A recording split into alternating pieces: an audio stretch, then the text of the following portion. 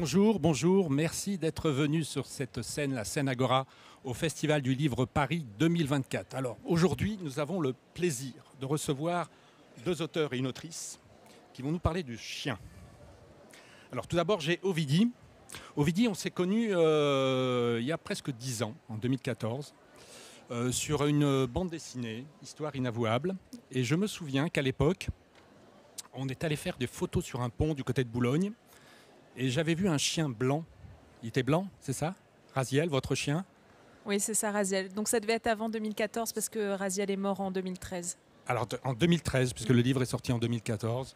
Et vous aviez confié le chien le temps de la photo à une personne en disant tu prendras bien soin de Raziel, hein, parce qu'on va aller faire des photos. Voilà. Vous avez fait, et vous allez très prochainement, je pense qu'il est déjà sorti ou peut-être il est sur le point de sortir. Il sort le 24 avril. Il sort le 24 avril, donc Assise, debout, couché. Un livre à la fois intime et assez général en fait, sur la relation entre le chien et les femmes, le chien et vous. Raziel, c'était votre chien et vous. Nous avons aussi Françoise Cuyten. Françoise Cuyten, qui est l'auteur du livre Jim, aux éditions Rue de Sèvres. Jim, c'était votre chien. Ce n'est pas ce chien-là. C'était votre chien et ce chien, vous l'avez perdu. Juste après son décès, sa disparition, vous avez souhaité faire un livre de dessin principalement pour, en quelque sorte, l'immortaliser, c'est ça? Oui, en fait, je ne comptais pas vraiment faire un livre. Les dessins sont venus et puis ça s'est organisé, ça s'est construit comme ça, comme une espèce d'évidence, comme une nécessité. Mais c'était peut-être aussi profondément pour faire le deuil, pour essayer de comprendre ce que j'étais en train de vivre, qui était assez douloureux, assez violent. Alors, pour l'anecdote aussi, la première fois qu'on s'est rencontrés, c'était à la Maison Autric à Bruxelles. Vous êtes belge. La Maison Autric, une très belle maison, une très belle bâtisse Art Nouveau. Et vous étiez venu avec votre chien aussi. Je me souviens de ce chien noir qui était très sage. Et à l'issue de cette rencontre, nous devions aller dans une réception à Bruxelles. Et le chien n'était pas admis. Vous avez dit les chiens ne sont pas admis. Vous l'aviez confié à l'attaché de presse, je me souviens. Donc c'était là aussi une histoire de chien qui commençait. Alors, généralement, quand il n'est pas admis, je ne viens pas. Je ne sais pas pourquoi il y a eu cette exception, mais bon. Bon, là, vous m'aviez dit ça va être très court, mais je ne peux pas le faire rentrer. Vous en étiez désolé. Cédric Sapin de Four. Alors vous, la première fois que je vous ai rencontré, c'est vous nous avez laissé une petite visio. J'étais, figurez-vous, à la remise du prix de la Centrale Canine. Alors la Centrale Canine, ce n'est pas un organisme de chiens d'occasion, non, c'est une fédération, un organisme chargé de veiller sur la race des chiens, si on veut faire assez rapidement le résumé. Vous nous aviez adressé une petite vidéo car vous avez reçu le prix de la Centrale Canine cette année. Ce livre a son odeur après la pluie aux éditions Stock à 1 an maintenant, à peu près. Il est sorti en mars 2023. Exactement. Et donc, je dirais que je vous ai rencontré par l'intermédiaire des chiens, vous aussi au départ, à cette Centrale Canine, parce que moi, j'y suis allé par curiosité. Je me suis dit, tiens, un prix littéraire qui ne concerne que les chiens, à la différence du prix 30 millions d'amis que vous avez eu aussi, qui lui concerne tous les animaux. Là, c'est un prix sur le chien et la littérature. Vous l'avez eu, vous l'avez gagné, bravo. Je crois aussi que c'est un succès en librairie. Oui, c'est une joie profonde, mais vous voyez là, vous mettez le doigt sur une des vertus de la compagnie canine, c'est-à-dire sont des entremetteurs. Mettez des chiens dans un parc et tout d'un coup, les humains vont se rassembler, vont parler, vont se trouver un tas de points communs. Et donc, vous voyez, nous nous sommes connus indirectement et virtuellement, mais quand même par la présence des chiens. Alors je dois avouer aussi que je suis partie prenante parce que j'adore les chiens, donc je ne suis pas ici par hasard non plus. Donc excusez mon parti pris, voilà. Les chiens, donc vos 3 livres parlent des chiens. Je dirais les mots ont leur importance quand on se met à parler des chiens en ce moment, plus maintenant peut-être qu'hier. Quelle relation, quel type de relation entretenez-vous avec les chiens? Est-ce de l'amour, de l'amitié canine? Je retrouve ça dans chacun de vos livres, notamment dans la postface de votre livre, Françoise Cuyten, où la philosophe parle d'amitié canine plus que d'amour. Vous mettrez quel nom sur cette relation au chien? Est-ce de l'amour? Est-ce que de l'amitié, de l'affection? ça tient de François. beaucoup de choses. Ça tient de beaucoup de choses. Et pour moi, c'est ça qui rend cette relation si extraordinaire, c'est qu'elle est en fait assez profonde, assez souterraine. C'est-à-dire, elle touche à l'intime. Et c'est pour ça qu'il n'est pas si facile de s'en détacher. Parce que c'est un arrachement, c'est une partie de vous-même qu'on vous enlève. Je suis toujours en train de le surveiller parce qu'il est en train de goûter au tapis. Mais c'est vrai que c'est assez mystérieux pour moi. Je n'ai pas facile, je crois que Cédric a plus facile à mettre des mots. C'est pour ça que j'ai mis des dessins, parce que je ne savais pas décrire ça. Cédric, vous parlez, je dirais sans vergogne, d'amour. C'est un livre sur l'amour, votre livre. Ah oui, mais Avant complètement. d'être un livre sur le deuil et la disparition, on y reviendra, c'est un livre sur l'amour. Ah oui, mais je vous remercie de dire ça, parce qu'avant la mort et avant le processus de deuil, il y a quelque chose qui s'appelle une vie, et qui peut être parcouru par la joie et par le bonheur. Et il me semble que oui, c'est notamment la présence d'un chien, c'est un élan pour vivre pleinement cette existence. Quant aux mots, alors là, je vous rejoins pleinement quant à la nécessité absolue d'utiliser des mots justes. Tout ce que vous avez cité, moi, me va très bien. Le compagnonnage, l'amitié, la camaraderie, mais dans le classement des mots comme ça, l'amour semble être quelque chose au-dessus de tout. Et moi, je n'utilise pas d'autres mots que celui-ci. J'ai très peur des cadastres lexicaux. Vous savez, des mots qui appartiennent comme ça à une géographie, à un territoire, à une chapelle, et qu'on ne devrait utiliser que après une demande d'autorisation. Lorsque vous utilisez le mot d'amour dans la relation d'un être humain à un animal, vous êtes presque là à le chuchoter, ou en tout cas à gesticuler en excuses, parce que ce serait de l'ordre de l'obscène, de l'ordre du ridicule. Mais moi, à la fois, je suis, comme nous tous ici, particulièrement attaché à la musicalité, à la justesse et à la précision des mots, mais je considère que l'amour n'appartient à personne, et que dans nos écritures tout à fait organiques, charnel, sensoriel, pour savoir si le mot est bon, on écoute quelque chose qui se situe à peu près là et qui s'appelle un cœur. Et quand ce cœur bat fort parce que un être différent de nous-mêmes, mais pas si loin, est à nos côtés, pourquoi gesticuler à essayer d'appeler ça d'une autre façon que l'amour? Ovidie, vous avez eu, avant d'avoir Raziel, donc votre grand amour, je peux dire ça comme ça, peut-être? C'est mon grand amour canin, ouais. Grand amour Et canin. le terme amour me convient vraiment très bien également. Raziel, il a été l'alpha et l'oméga. Enfin, je crois qu'on peut définir, on peut utiliser plein de termes, c'est-à-dire il a été mon meilleur pote, il a été mon enfant de substitution à un moment où j'avais pas encore d'enfant et où il était impossible pour moi d'avoir un enfant. Il a été un marqueur biographique aussi. Un chien, c'est toujours un marqueur biographique, c'est une partie de notre existence, une époque. Je parle d'amour, mais aussi d'amour inconditionnel. On n'est pas dans une relation soumise à conditions. Raziel et mes 3 chiens que j'ai à l'heure actuelle et tous les chiens que j'ai eus m'ont toujours aimé de façon inconditionnelle, que je sois valide ou pas, que je sois belle ou moche, que je sois grosse ou pas. Enfin, je veux dire, voilà, le chien, il nous aime tel qu'on est. Et il nous aime aussi, peu importe nos activités, peu importe ce que le reste de la société pense de nous. C'est pour ça aussi qu'il y a cette proximité si importante entre les chiens et les punk à chiens, par exemple. Enfin voilà, le chien, il vient combler tout ça, bien sûr. Alors, vous aviez eu un chien avant d'avoir Raziel dans votre adolescence, votre jeunesse, hein? Je ne me trompe pas. Oui. Et là, vous parlez d'amitié canine. Vous dites c'est ma première amitié canine. Oui. Avec Raziel, vous passez à l'amour. Quelle différence vous mettez entre les deux chiens que vous avez eus, entre guillemets? C'est difficile de hiérarchiser le degré d'amour comme ça, de hiérarchiser nos chiens dans une vie, mais je dirais que Raziel, c'est le chien peut-être où il y a eu le plus d'investissement émotionnel sans limite, on va dire. Aujourd'hui, je le vois, j'ai tellement souffert après la mort de Raziel. Donc, tout à l'heure, vous disiez que vous avez aussi fait ce livre et dessiné pour faire le deuil. Moi, je crois qu'il y a quelque chose qui n'était pas réglé dans la mort de Raziel, et c'est pour ça que j'ai écrit ce livre aussi, pas seulement parce que je ne parle pas que de deuil canin dans ce texte, mais à un moment, je raconte la mort de Raziel, et je crois que j'ai eu besoin de le faire parce que je me suis rendu compte que 11 ans après, c'était toujours pas clair, c'était toujours pas réglé, même si j'ai 3 chiens, même si je les aime, ces chiens-là.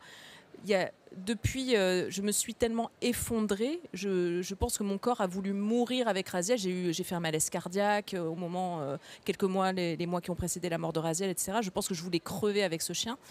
Et depuis, j'ai songé à me préserver, je dirais. Donc c'est pour ça, même que ce soit dans les chiens que j'ai eu avant, c'est pour ça que je parle d'amitié canine ou que je parle des chiens que j'ai aujourd'hui, je pense qu'il y a quand même une limite que j'essaie de ne plus franchir parce que je me dis, sinon tous les 11 ans, je meurs avec eux en fait. Parce que c'est ça qui est terrible en fait dans l'amour canin, enfin dans l'amour qu'on peut avoir pour son chien, c'est ce pacte avec la mort qu'on fait dès le départ, le jour où on va... Et vous le dites d'ailleurs, Cédric Sapin-Dufour, dans votre livre, c'est que dès le jour où vous allez chercher ce chien ou ce chiot, peu importe son âge, déjà il y a ce pacte avec la mort, on sait que ce chien ne nous survivra pas. Enfin, peut-être après il y a toujours des accidents de la vie, mais on sait on sait qu'il va y avoir une date, une fin.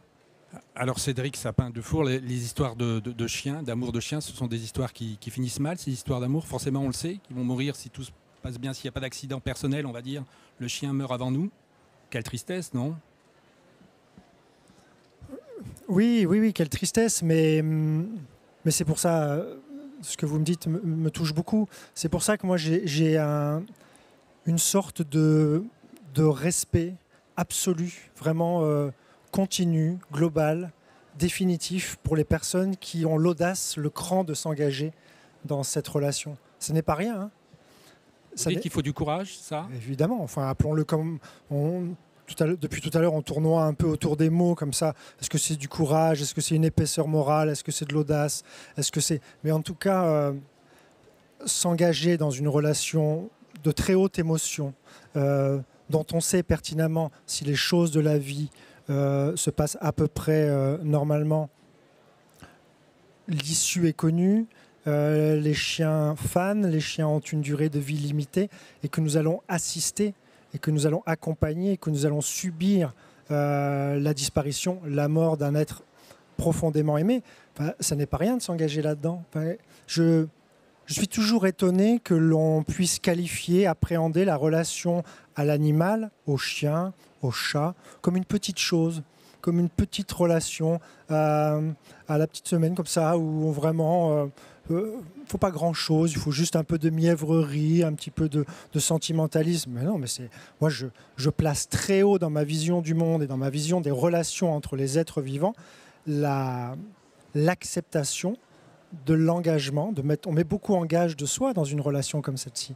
Et donc bravo. Je vois, moi, depuis 1 an que le livre est sorti, de discussions avec les lectrices, avec les lecteurs, je vois encore, je ressens cette gêne, presque cette excuse de parler d'amour, d'afficher cette relation. Qui expliquerait le succès en librairie, notamment au delà de votre talent d'écrivain, de libérer un petit peu la parole, les sentiments, parce que c'est quelque chose, il faut se l'avouer, qu'on garde peut-être un petit peu pour nous.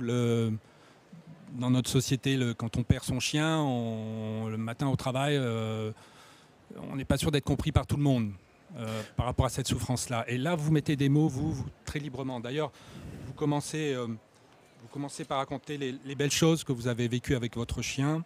Et à un moment, mais on le sent dès le début, on sent qu'il y a une bascule qui va se faire. C'est assez douloureux à la lecture aussi, je dois le dire. J'étais moi, très ému. J'étais aussi, Ovidie, très ému par votre livre. Parce qu'il y a un moment où on sent que le tragique arrive et vous mettez simplement des mots. Vous n'hésitez pas, vous n'avez pas peur de parler de choses, je dirais, de sentiments simples et nobles. Vous le faites avec franchise et je trouve que ça libère, ça aide, en tout cas, ça peut aider les gens à vivre ce moment qui était intériorisé, la société nous oblige quelque part, non, à intérioriser cette perte-là.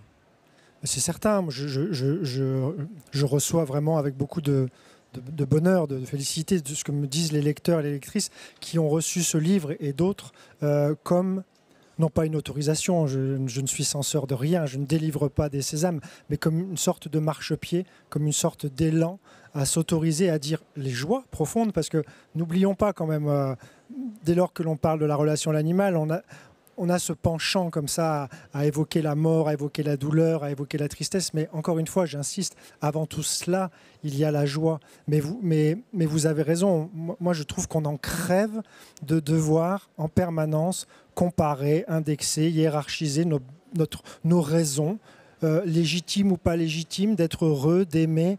Que vaut l'amour que j'éprouve à l'endroit de mon animal vis-à-vis d'une relation entre deux êtres humains, vis-à-vis d'un rapport filial, vis-à-vis...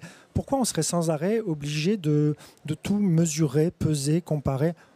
Vivons-le, éprouvons-le, et c'est déjà largement suffisant, me semble-t-il. François Scheuten, vous aussi, à travers vos dessins, la peine... je me souviens particulièrement d'un dessin où on vous voit accablé avec l'ombre de votre chien au-dessus, ce chien noir. C'est quelque chose que vous pouvez exprimer en public, ou c'est quelque chose qui doit forcément être de l'intime? Eh ben justement, c'est ça qui m'a troublé dans ce livre, c'est que je n'ai pas l'habitude de parler de... J'aime pas trop, pour moi, l'autobiographie, commencer à parler de mes sentiments personnels. Je n'aime pas trop dessiner rapidement, presque dans l'urgence. Je n'aime pas trop... Enfin, il y a plein de choses que je n'aime pas que j'ai fait là. Parce que ça a complètement retourné un ensemble de mes réflexes. Parce qu'il y avait comme une urgence. Et c'était ma seule façon de crier, de m'exprimer. Et donc, oui, ces dessins sont venus d'abord vraiment comme ça, comme une déchirure. D'ailleurs, ils sont par ordre. C'est-à-dire, au début, ils sont vraiment... Et on sent qu'il y a une chronologie. Il y a une chronologie. Dans la douleur, on va dire. Voilà. Et d'abord, c'est presque comme de la douleur pure. Et puis après, au fur et à mesure, on voit bien qu'il y a les bons souvenirs. Il y a tout le plaisir qu'on a eu avec ce chien qui reviennent. C'est un travail, c'est un parcours qu'on doit faire avec ce chien disparu. Parce qu'effectivement, ce temps n'est pas le même, on n'a pas le même sablier. Et qu'est-ce qu'on fait de ce sablier-là, quoi, qui est différent? Et comment on continue, comment il continue à vivre un peu dans notre imaginaire. Vous, Ovidie, vous avez peut-être une explication sur le fait que le décès, la disparition d'un chien soit de l'ordre du cachet dans notre société, de l'intime. Est-ce que c'est lié à la place du chien et de la femme, qui est un peu l'objet aussi de votre livre, outre la relation personnelle que vous aviez avec Raziel et tous vos chiens, vous nous faites un portrait, une histoire comparée, je dirais, du chien et de la femme, et de la place dans la société. Déjà, ne serait-ce que quand je regarde toutes les personnes qui sont présentes, je remarque qu'il y a plus de femmes que d'hommes. Il y a des hommes, bien sûr, mais on est dans les mêmes proportions. En fait, on sait que dans la lutte animale, la lutte pour la cause animale, et en particulier la cause canine, il y a une majorité de femmes, donc, que ce soit dans les SPA ou que ce soit dans les groupes, on va dire, un peu plus clandestins, ou dans la lutte animale en général. On est sur un ratio, sur l'ensemble de l'Europe, on est sur des chiffres qui vont de 68 à 70%. 68 à 70% des militants pour la cause animale et pour les chiens sont des femmes. Et on voit bien, enfin, en SPA, il suffit de rentrer dans une SPA pour le voir. Et donc oui, je referme juste cette parenthèse. Votre première question, c'était sur le deuil canin. Le deuil canin, il est quand même resté pendant très longtemps dans un impensé. Et à vrai dire, moi, la dernière fois, avant que je lise Son odeur après la pluie, la dernière fois que j'avais lu un livre sur la question, c'était le livre de Hutin, Mabrouk, chien d'une vie, qui est sorti, je crois en 82 ou 83. Et pendant 40 ans, en tout cas dans l'édition française, il n'y a pas eu grand-chose sur le deuil canin. Et ce qui était intéressant avec Jean-Pierre Hutin, c'est qu'en tant qu'homme, parce qu'il y a un côté un peu dévirilisant aussi dans le fait de pleurer comme son chien, comme une fillette. Il y a quelque chose un peu... il y a quelque chose... on n'autorise pas beaucoup les hommes à le faire. Et ce que je trouvais intéressant dans le livre de Jean-Pierre Hutin, c'est que publiquement, pour une fois, un homme pouvait dire « Oui, j'ai fait une dépression parce que mon chien est mort » ou « Non, je n'arrive pas à m'en remettre », etc., etc. Je trouve qu'il y a quelque chose d'assez fort. Et jusqu'en l'autre jour, quand je travaillais là sur ce texte, je suis tombée sur une archive dans le guide le guide des maladies mentales de 1893. L'affection exagérée, c'est le terme qui est employé. L'affection exagérée pour un animal et a fortiori pour un chien est considérée comme une maladie mentale. Donc il y a vraiment quelque chose de l'ordre du et quand on perd un chien, on n'a pas, je sais pas, il n'y a pas de prise en charge, il n'y a pas de psy spécialisé dans le deuil canin, il n'y a pas de journée comme quand on perd quelqu'un de notre famille, on est obligé de retourner bosser le lendemain et on nous demande d'être aussi efficace et on ne comprend pas finalement si on pleure, si on n'est pas bien. Enfin, ce truc, cette dépression, enfin, ce deuil si compliqué à faire, beaucoup de gens dans notre entourage ne le comprennent pas. Moi, je me souviens que quand j'ai perdu mon chien, j'avais une collègue à ce moment-là qui bossait avec moi sur un documentaire qui m'a dit « Ah, je comprends ta tristesse. » Moi, j'étais très triste aussi le jour où j'ai dû me débarrasser de ma Fiat 500. C'était aussi un objet totem. J'étais là, mais de quoi on parle là? On ne parle pas d'un objet totem, on parle d'un être vivant qui était mon meilleur pote. Qu'est-ce que c'est que cette histoire, quoi? Donc, l'entourage ne comprend pas toujours. C'est vrai, et François Skeuten, je pense à une interview que vous avez menée il y a peu de temps où le journaliste, alors je ne dis pas de mal de mes confrères, vous dit non mais le chien c'est un peu spécifique parce qu'on peut en prendre un autre. Sauf que vous avez perdu Jim et vous n'en avez pas perdu, et l'autre ne se remplacera pas Jim. Ah non. Et ça, peut-être les gens ont du mal à le comprendre aussi, qu'il existe une relation unique avec son chien. C'est pas avec les chiens, c'est un chien, un homme ou une femme. Alors vous savez, c'est très curieux ce qui se passe parce que à un moment donné, les gens vous voient en même temps que le chien. Quand vous vivez à ce point en symbiose, il y a une silhouette qui se crée, qui est totalement reliée. Quand il disparaît, vous êtes incomplet. Et je vois bien, les gens regardaient, ils ne comprenaient plus, ils ne reconnaissaient même plus. Alors il y avait aussi le fait que pendant le Covid, on vous reconnaît à cause du chien. Oui.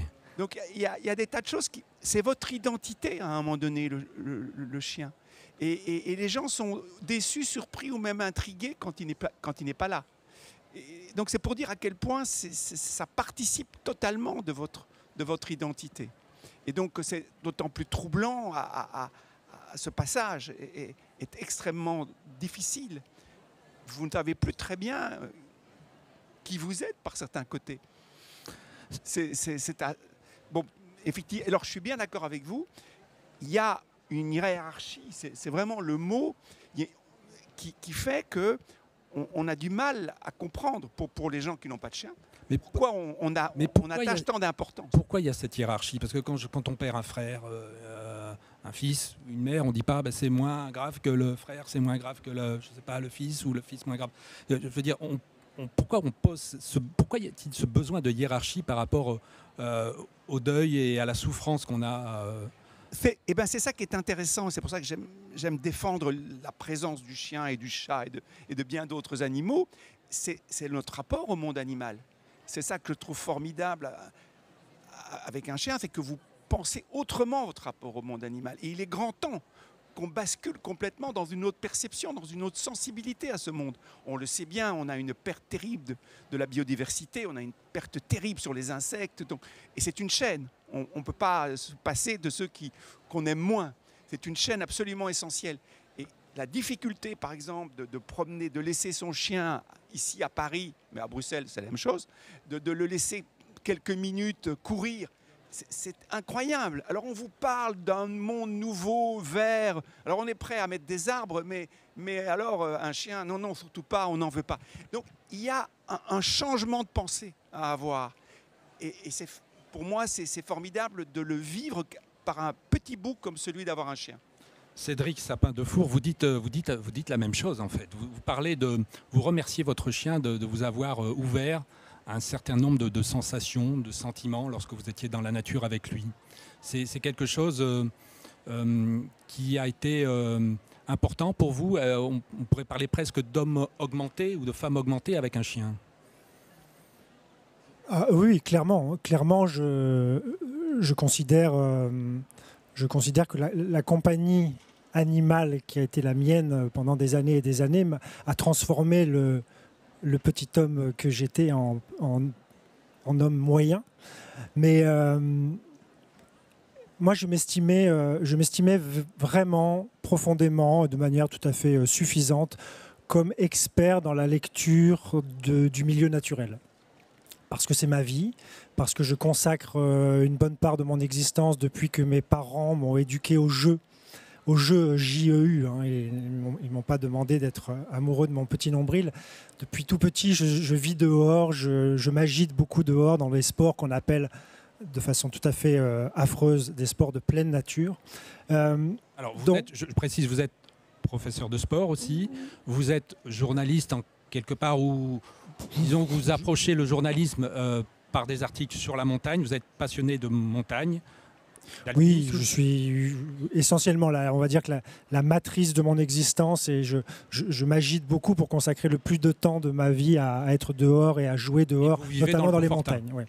Et en fait, quand vous avez ce mode de vie, je ne suis pas le seul à l'avoir, hein, mais quand vous avez ce mode de vie, vous êtes dans une discussion permanente, perpétuelle, précise avec les éléments, avec le sens du vent, avec la qualité de la neige, avec la solidité du rocher, et ça vraiment dans un objectif tout à fait primaire qui est l'intégrité physique, pour pouvoir à peu près survivre dans ces milieux qui ne sont pas des milieux hostiles, mais qui sont pour le moins inhospitaliers. Donc je m'estimais expert, je me trouvais très très très très bon pour lire, pour discuter, dialoguer avec la nature.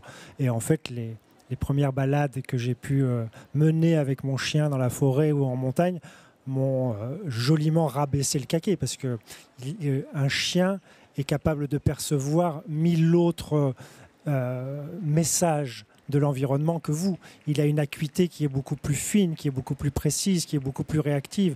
Il est vraiment dans une discussion permanente, un échange permanent avec le dehors, et avec une palette de sens que nous avons réduite petit à petit. Un chien, vous voyez bien qu'il va utiliser son odorat, il va utiliser son audition, il va se frotter. Tout ça est assez passionnant et nous ramène, enfin moi, m'ont ramené véritablement à hauteur de sol, à hauteur de mousse, à hauteur de neige, à sa hauteur en fait. Et l'autre vertu de passer beaucoup de temps au grand air, dans la montagne, avec mon chien, avec mes chiens, c'est de rediscuter, là encore une fois, joyeusement mais honnêtement, de notre statut d'être supérieur. Quand vous êtes à 3500 mètres d'altitude en plein hiver et que vous avez sur vous des milliers d'euros de technologie, que vous regardez fébrilement si votre portable est quand même à peu près en marche pour appeler le secours au cas où, et que vous vous estimez comme l'être supérieur, et que là, quand vous ouvrez votre tente, je le dis dans le livre, quand vous ouvrez votre tente, votre chien sort nu comme il irait à la plage, s'ébroue et joue dehors, là, vous manquez quand même cruellement d'éléments très objectifs pour vous estimer supérieur à lui. Voilà. Et moi, je sais que la relation que j'ai établie avec Hubac et avec les autres chiens de ma vie, elle a été évidemment forgée, elle a été singulière parce qu'elle s'est jouée essentiellement aussi dans un univers que je pensais être le mien, mais qui est en fait un univers où il était beaucoup plus invité que je ne l'étais. François Skeuten, vous êtes auteur de bande dessinée, vous travaillez très souvent sur des planches chez vous, vous êtes l'auteur des Cités obscures avec Benoît Peters. Le chien, vous sortez de votre planche en quelque sorte, vous parlez qu'en fait c'était plutôt lui qui vous amenait en promenade que l'inverse. Ah oui, mais le chien, je l'ai souvent dit, c'est votre premier docteur. C'est lui qui vous sort et quoi qu'il arrive, en pleine réunion, en pleine tension, je dirais, de quel ordre que ce soit, il vous rappelle, je veux aller promener. Et c'est tellement formidable de d'abord lui faire plaisir. Et puis, effectivement, parfois ça tombe pas bien, il pleut, il fait froid. Vous savez que vous allez le ramener dans un état pas croyable parce qu'il a l'art de se rouler dans tout ce qu'il ne faut pas. Mais en même temps, c'est un plaisir que de sortir de ce fil tendu qui est parfois le travail ou la vie. Et alors, c'est un moment qu'on lui accorde. Un moment où on est totalement disponible. Et effectivement, ça devient une hygiène, quoi, une hygiène de vie. Parce qu'on sait qu'on va regarder le monde à travers ses yeux. Et alors, c'est s'émerveiller, c'est jouer. Alors, c'est vrai qu'on fait des rencontres canines, dont les conversations peut-être peuvent sembler parfois un peu comme ça, légères. On parle de choses et d'autres. Mais ça fait du bien, en fait. Ils nous font du bien, justement, parce qu'ils nous obligent à nous décentrer, en fait. Et moi, je dois me préoccuper en permanence de son bien-être. Là, j'ai été le promener avant pour qu'il soit cool ici, pour qu'il n'ait pas envie de... Il a besoin d'exercice, il est jeune, il a presque 1 an. Et donc, je trouve que ça me fait plaisir justement, de penser autrement. Ovidie, dans Assise debout couché, vous mêlez donc votre parcours personnel aussi et celui de votre chien. Vous avez débuté comme actrice pornographique, vous avez été réalisatrice, pas seulement, vous êtes aussi auteur, journaliste, vous avez un certain nombre de documentaires. Je me souviens qu'en 2014, vous travaillez sur un documentaire, je ne sais plus si c'était pour Infrarouge à France Télévisions ou Envoyé spécial. Et vous dites que le chien vous a servi de rempart à vous. C'est-à-dire qu'à un moment où peut-être la société vous mettait à l'écart, quelque part, notamment dans votre parcours universitaire, puisqu'après ce parcours vous l'avez repris et vous l'avez complété jusqu'à devenir doctorante, hein, je ne me trompe pas. Et donc le chien apparaît comme un rempart pour vous aussi, notamment pour les femmes d'une manière plus générale aussi. Un rempart, dans mon histoire personnelle, ça l'a toujours été, hein, puisque depuis que je suis petite, je prends le chien. C'est comme ça que s'ouvre le livre. Prends le chien avec toi. Je me souviens quand j'étais petite, quand j'étais enfant, quand j'avais 8-10 ans, que je partais toute seule sur mon vélo, sur les routes de campagne, mes parents me disaient « prends le chien ». C'était une façon... alors à l'époque, on ne disait pas « attention, il y a des violeurs et des prédateurs ». C'était avant qu'on parle de Marc Dutroux et tout ça. C'était bien des années avant, donc on n'en parlait pas de tout ça. On ne disait pas aux petites filles « attention aux prédateurs ». On disait « prends le chien avec toi ». Voilà, donc le chien, moi, depuis que je suis petite, me sert de rempart contre ces violences potentielles. Et j'avais en plus un montagne des Pyrénées, un patou. Et le patou, donc, il garde le troupeau. Hein, c'est sa fonction. C'est pas un chien de berger, c'est un chien qui garde le troupeau et qui lutte contre les prédateurs, contre les loups, etc. Et finalement, entre un patou qui défendait une petite fille et finalement, voilà le chien qui défend les femmes contre les agressions potentielles. C'est un peu le même métier, quoi. Garder un troupeau ou garder une petite fille, c'est un peu le même sport. Et donc oui, toute ma vie, j'ai pris le chien. Et c'est vrai que Raziel aussi a fait partie de ces chiens qui ont été dissuasifs et qui m'ont protégée. Raziel qui était un bulldog anglais, c'est ça? Qui était gros quand même. Hein, je me souviens, oui. Ouais, il était au-dessus du standard. Donc c'était un chien un peu musclé. Aujourd'hui, parmi mes 3 chiens, j'ai un dog de Bordeaux. Donc il y a un énorme clébard dissuasif, on va dire. Et un peu soupolé en plus, ce qui est un peu compliqué à gérer. Un molosse soupolé, c'est compliqué. Mais oui. Ils ont des tronches, vos chiens, quand même. Hein, ouais, ils ont des tronches. Puis ils sont tous cons comme la lune, quoi. Je ne sais pas comment je me débrouille, mais je n'ai eu que des chiens stupides. Et là, les derniers, ils sont encore plus stupides que les précédents, c'est fou. Mais effectivement, il y a cette dévotion totale et cette protection. Et donc, oui, en parlant de stigmatisation, ce que je disais aussi tout à l'heure, le chien ne juge pas. Et c'est le lien qu'il peut y avoir peut-être, pourquoi pas, avec les anciennes travailleuses du sexe, mais aussi les repris de justice. Et tout à l'heure, je parlais des punks à chiens. Vous parlez des punks à chiens dans votre livre? Je parle des punks à chiens, effectivement. Il y a Christophe Blanchard, qui est un anthropologue maître chien, qui est absolument fascinant, qui avait fait sa thèse sur les punks à chiens et qui faisait... une comparaison entre les différentes populations marginalisées où le chien était central dans leur existence. Et moi, je pense qu'il y a eu quelque chose de cet ordre-là. J'étais un peu, un peu punk à chien dans la mesure où j'ai un point commun avec les punks à chiens et avec je le savais pas, avec les agents cynophiles, on dit les cynotechniciens, je crois bien, c'est ça, les cynotechniciens, oui, je pense, les maîtres chiens, quoi, on va dire. Okay. C'est que j'ai aussi la marque du chien sur moi. Et ça, j'avais jamais vraiment trop réfléchi à ça avant de lire Christophe Blanchard, mais il parle des tatouages que se font les punks à chiens ou les cynotechniciens, le tatouage le nom du chien ou la tête du chien. Et moi, il se trouve que j'ai le numéro toujours d'immatriculation de Raziel sur moi, tatoué. C'est à l'époque où les chiens étaient donc j'ai la marque du chien sur moi. Vous avez son numéro au niveau de la cheville, hein, c'est ça? C'est ça, exactement. Donc j'ai la marque du chien et j'ai aussi trace de morsure. Il y a quelque chose aussi de l'ordre de la fierté d'avoir la marque du chien, d'avoir sa marque de morsure, d'avoir son tatouage, etc. Je sais pas comment. Il y a quelque chose de grisant finalement là-dedans. Et vous avez aussi une réflexion intéressante sur la domestication du chien. Vous parlez du Canis lupus. Le Canis lupus, c'est l'ancêtre de notre chien domestique. Et le Canis lupus familiaris, hein, c'est ça, je ne me trompe pas dans les noms latins. Et vous dites que, en fait, le chien s'est rapproché de l'homme, mais peut-être plus de la femme que de l'homme au départ. C'est-à-dire qu'on a souvent une idée de, voilà, le chasseur, cueilleur part avec son chien, viril, on va tuer des bêtes, on va se nourrir de viande. Et vous dites que la domestication a pu se faire à travers l'amour, je dirais, en tout cas une forme d'affection, de partage. En fait, il y a plein de théories sur comment le loup, il y a 30 000 ans, je dirais en 15 000 ans, est devenu chien. Enfin voilà, le passage entre 30 000 et 15 000, comment le chien apparaît.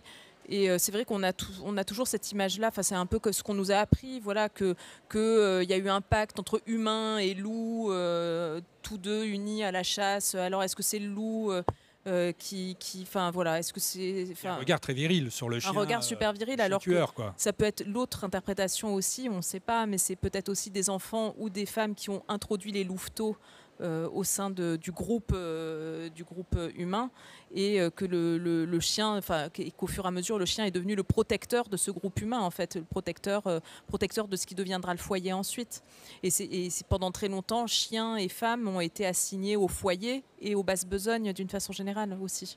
Ça m'a fait penser à l'histoire de la louve romaine aussi, qui va nourrir des enfants. Donc le lien entre chien et homme ou femme est peut-être pas celui auquel on pense le plus directement. Il y a peut-être effectivement un cheminement conjoint basé sur un partage de, je dirais, à la fois des compétences. Il ne faut pas exclure le chien gardien aussi, puisque voilà, mais le chien aussi de compagnie qui arriverait assez tôt, en fait. Mais il y a un partage de souffrance aussi dans l'histoire des femmes et des chiens. C'est pour ça qu'à un moment, je fais le parallèle entre les canicides et les féminicides. Il y a eu un partage des violences. Enfin, on sait bien que... Alors ça, c'est extraordinaire, ce que vous nous disiez dans le livre, là, ce que vous écrivez. Il y a eu des canicides, en quelque sorte, enfin des meurtres en masse de chiens. Bien sûr. Qu'on a un ça à la fin du 19e, c'est ça à peu près? C'est ça, et même jusqu'à Paris, puisque ne serait-ce que l'année 1878, si je ne dis pas de bêtises, c'est une année où il y a eu quelque chose comme 25 000 chiens exterminés à Paris. Rien que sur l'été, sur une période de 2 mois, il y a eu 4500 chiens qui ont été exterminés à Paris, et les chambres à gaz ont été inventées pour l'extermination de masse des chiens errants à l'origine. Et en 1880, il y a le préfet de l'époque, dont je ne me rappelle plus quel était son nom, qui avait mis en place ce système de chambres à gaz pour les chiens. Et avant ça, on les attrapait au lasso, on les tuait à coups de hache, on les pendait, on les noyait aussi. Il y avait des bassins pour les noyer. Et finalement, cette histoire de création de chambres à gaz, elle a été ça s'est passé avec le soutien de la SPA qui existait. La SPA, elle a été créée en 1845, mais le but premier de la SPA, c'était pas les adoptions. Le but premier de la SPA, c'était aussi éradiquer de façon humaine, entre guillemets, les chiens errants, et essayer de trouver des façons un peu moins brutales de tuer les chiens errants. Mais à la base, voilà, les chambres à gaz ont été créées pour ça. Cédric, vous étiez au courant de cette histoire de meurtre en masse, pas qu'à Paris d'ailleurs, hein, dans les... Istanbul, 35 000 chiens en quelques semaines. En quelques semaines. Oui, j'avais fait une discussion il y a quelques mois avec un historien qui m'avait relaté toutes ces horreurs. Aujourd'hui encore, hein, il suffit de se déplacer pas si longtemps que cela de Paris pour voir des chiens dont la condition n'est pas très enviable, en fait. Hein. Moi, très récemment, nous avons un petit chien roumain qui est venu rejoindre notre foyer, mon épouse et moi.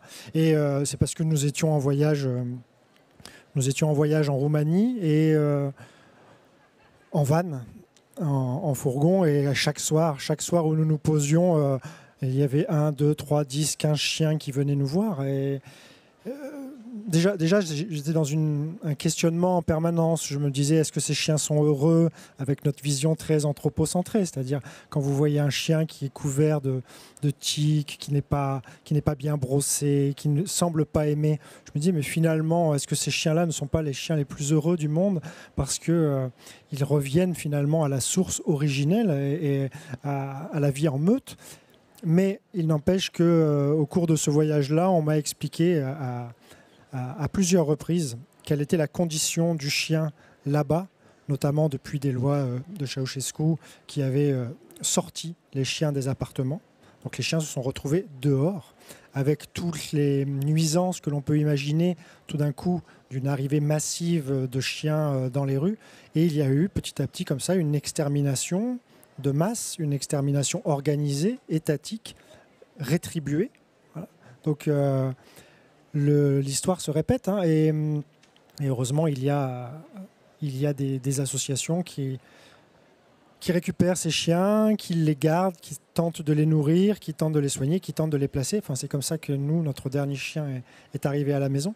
Et là, c'est un travail tout à fait différent de lui redonner confiance en l'homme. Mais oui, en fait, la grande difficulté de tout ça, c'est que le statut du chien, il est rarement tiède, en fait. Vous voyez ce que je veux dire? Il est rarement au milieu, il est rarement intermédiaire. Soit il y a une sorte de déification de l'animal et du chien, et il y a un rapport qui peut paraître aux yeux des profanes comme tout à fait disproportionné.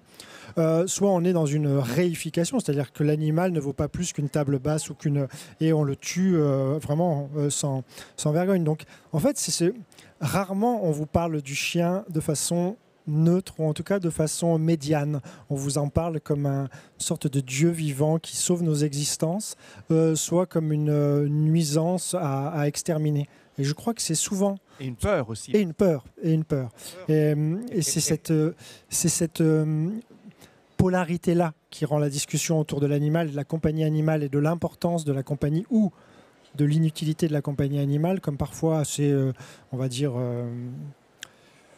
délicate.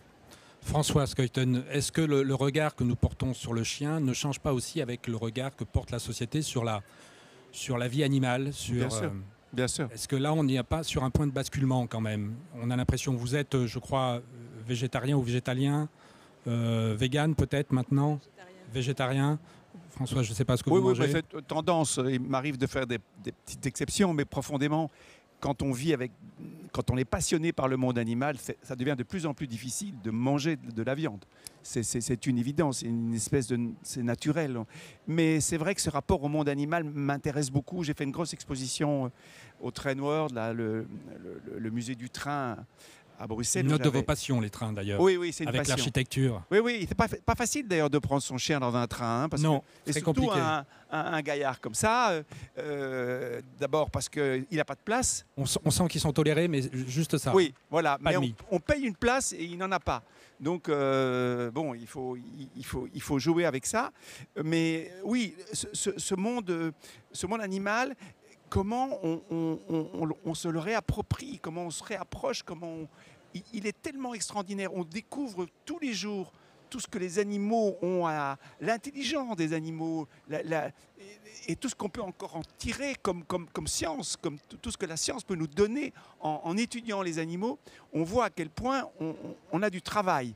Et tout ce qu'en même temps, tout ce qui peut nous arriver de bien en approfondissant notre conscience et notre connaissance des animaux. Et c'est pour ça que je suis étonné de voir la peur dans les visages. Pour revenir, quand on promène un chien, le monde est divisé en deux. Il y a ceux qui ont un sourire et il y a ceux qui ont un moment de recul. Et vous vous dites toujours, quand on voit un enfant qui en a peur, j'ai toujours un sentiment de tristesse, en me disant, mais il se prive d'une aventure formidable. Et ça, c'est des problèmes culturels, et c'est vrai, on le sait, le rôle que les chiens peuvent avoir dans l'apaisement de problèmes psychologiques, dans l'apaisement. Bon, voilà, les chiens au cœur des classes difficiles, mais au cœur des seigneuries où les personnes âgées sont très heureux de toucher, de caresser un chien. On ne dira jamais à quel point le rôle sensuel que donne un chien, la main dans le poil d'un chien. Quand brusquement vous ne l'avez plus, vous êtes en manque. Moi, j'étais littéralement en manque. Je regardais les chiens dans la rue avec un regard lubrique. J'avais besoin de les toucher. Je comprends. Mais ne serait-ce que marcher sans chien, je trouve que ça n'a aucun intérêt. Voilà, vous vous dites, mais c'est inutile. Et d'ailleurs, le problème, c'est que du coup, vous vous promenez moins parce que c'était cette espèce de communion, de regarder le monde avec lui, c'est s'émerveiller. C'est regarder le regard c'est participer au regard émerveillé du chien. Alors la peur peut aussi s'expliquer peut-être aussi par la taille du chien. Cédric, vous aviez votre chien, c'est un bouvier bernois, combien de kilos? C'était un petit modèle, hein, donc 40 et des brouettes. Ouais. Vous nous racontez la difficulté que vous avez, un moment assez douloureux à le mettre dans votre voiture. Françoise Keuten, votre chien, c'était un retriever. Un retriever. Combien? Côte, oui. Il était assez grand aussi, je me souviens. Oui, c'est du même ordre. Du même ordre. Même modèle. Ovidie, on a parlé de votre chien, le sympa. Cinquantaine de kilos. Et puis le patou, il en faisait une soixantaine. Soixantaine de kilos. Okay. Mais ceci étant, le chien mémère, vous en parlez comme ça, a aussi sa place, a toute sa place. Mais moi, je finirais mes mères à chiens avec des tout petits chiens. Parce qu'effectivement, quand on se retrouve à devoir mettre dans le coffre un chien de 50 kilos, c'est compliqué. Alors là, là, il est venu, il a senti qu'on parlait de lui, je pense, quelque part. Ah. Alors, vous dites, mais là, je suis pas tout à fait d'accord avec vous. Vous parlez aussi, le chien ne parle pas. Je sais que vous en plaignez peut-être un tout petit peu. Moi, c'est quelque chose qui ne me manque absolument pas. Au contraire, je trouve que c'est un plus. C'est le seul animal avec qui on converse qui ne parle pas, enfin l'animal, l'être vivant, qui ne parle pas. Est-ce que l'absence de parole, pour vous, c'est quelque chose qui vous gêne dans cette relation? Ah non, pas du tout. C'est même... C'est même une richesse de cette relation. Quand je dis qu'il n'y a pas de parole, c'est qu'il n'y a pas de langue, mais il y a autre chose qui s'appelle le langage. Il y a du langage, oui. Et ça, c'est passionnant. Enfin, nous avons l'art quand même de nous entourer de personnes qui sont à peu près comme nous, de miroirs, de clones qui parlent comme nous. Ça, c'est d'une tristesse absolue. Et c'est aussi une des vertus de la relation avec un animal, c'est qu'il y a ce mystère au milieu de ça, et on a à faire ce pas vers l'autre, qui est la définition même de la relation, et d'essayer de comprendre. Et de mon point de vue, je ne dis pas que c'est un dogme ou autre chose, mais c'est tout à fait passionnant que de passer 24 heures sur 24 avec un être pour lequel nous n'avons pas tous les codes, nous ne comprenons pas tout.